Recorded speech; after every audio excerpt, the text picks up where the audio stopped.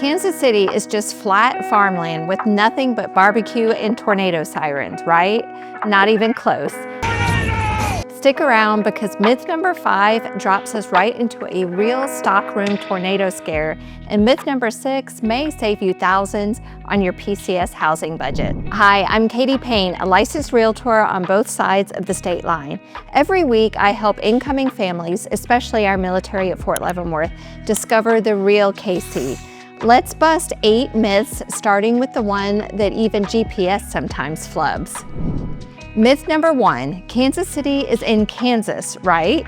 The metro actually spans 2 states. The original town of Kansas was on the Missouri River in the 1850s.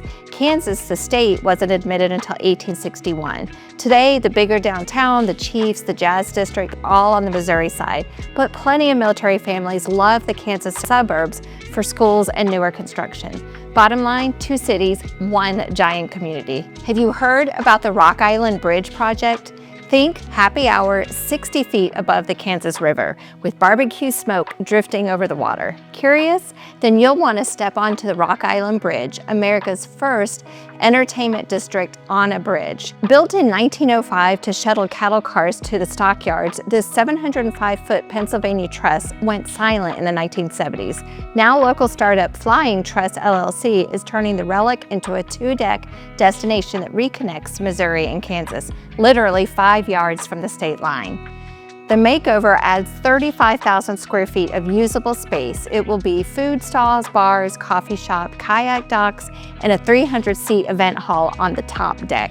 When can we expect to experience Rock Island Bridge? The Army Corps levee work slowed crews, so opening slipped to fall of 2025 with a hard stop of March 31st, 2026 in the new agreement with Wyandotte County. Kansas tourism predicts around 360,000 visits in the first year. Flying Truss conservatively pegs 250K. Either way, that's fresh foot traffic to jumpstart riverfront trails and West Bottom's businesses. This isn't just a foodie playground. The lower deck remains free, providing a year-round public trailhead, 16 restrooms, ADA elevator, and a future river house park linking both banks. Developers aim to cut that ribbon this September. Fingers crossed Kansas River cooperates. Which local brand should snag the next vendor bay? Drop your pick below, and while you're doing that, hit that like button and subscribe for more KC Insider scoops. Moving on to myth number 2,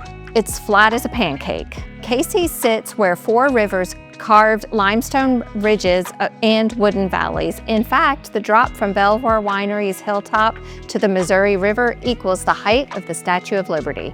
Translation, yes, you can find walkout basements and killer sunset decks. Elevation rises, and so do culinary expectations. Myth number 3, all there is to eat is barbecue. Sure, we have Q gods like Joe's and Q39, but KC also claims multiple James Beard semifinalists. Best Chef Midwest nominees Linda Dorr of the restaurant at 1900 and Chuology's Taiwanese street food chef Katie Lusung are just 2 of the area's semifinalists. Add 40 plus third wave coffee bars that keep our night shift nurses looking at you, KU Med, caffeinated. Our food culture thrives, but some folks still say Kansas City has no culture. Let's walk into myth number 4. Myth number 4, there's not much culture or museums. The National World War I Museum is literally rated number 1 in the world for its era, and the Nelson Atkins, Carvalho, Kemper's Contemporary Wing, and Union Station's Science City, plenty of rainy day options when your PCS shipment is still on a truck or in a warehouse. But rainy days sometimes turn stormy. So how tornado prone are we really? Myth number 5, tornadoes hit KC all the time. True story, I was shopping at Zona Rosa when the sirens blared. We huddled in a stockroom for 15 minutes, nervy, but the funnel never materialized. In 10 plus years of living here, I've only gone to the basement a few times for tornado warnings. Forecast tech and smartphone alerts buy you 20 plus minutes notice, long enough to get the kids and the dog downstairs. Storms come and go. Let's talk numbers that stick. Home prices. Myth number 6, KC is dirt cheap, or wait, maybe it's overpriced. As of spring 2025, the median sale price is about $261,000 on the Missouri side and $217,000 on the Kansas side, both below the U.S. median of around $402K.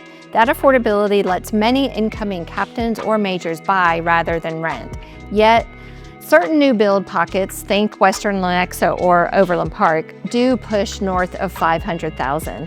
So KC is a Goldilocks market, not dirt cheap, not coastal crazy. If you'd like today's full market report, follow the link below. Families ask next about schools. Myth number 7, public schools are poor across the board. Blue Valley in Kansas routinely ranks top 5 statewide. Park Hill and Blue Springs lead on the Missouri side. Quality varies by address, so always verify at the state ed sites.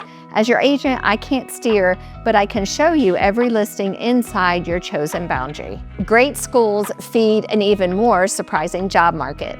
Myth number 8, no real jobs, just agriculture. KC's Animal Health Corridor runs from Manhattan, Kansas to Columbia, Missouri, and represents over $21 billion in global revenue. Merck's new $1.3 billion facility in DeSoto is hiring hundreds. Layer on logistics companies like Amazon and BNSF, tech companies like Garmin, Cerner, now part of Oracle, and healthcare, and suddenly the flyover label flies away. So 2 states, rolling hills, global cuisine, world-class museums, manageable tornado risk, balanced prices, standout schools, and a booming job market. Which myth shocked you most? Drop it in the comments. New KC Insights drop every Saturday. Hit subscribe so you don't miss out. Thanks for sharing a few Midwest minutes with me. Until next time, I'm Katie Payne, helping you make your best move to Kansas City.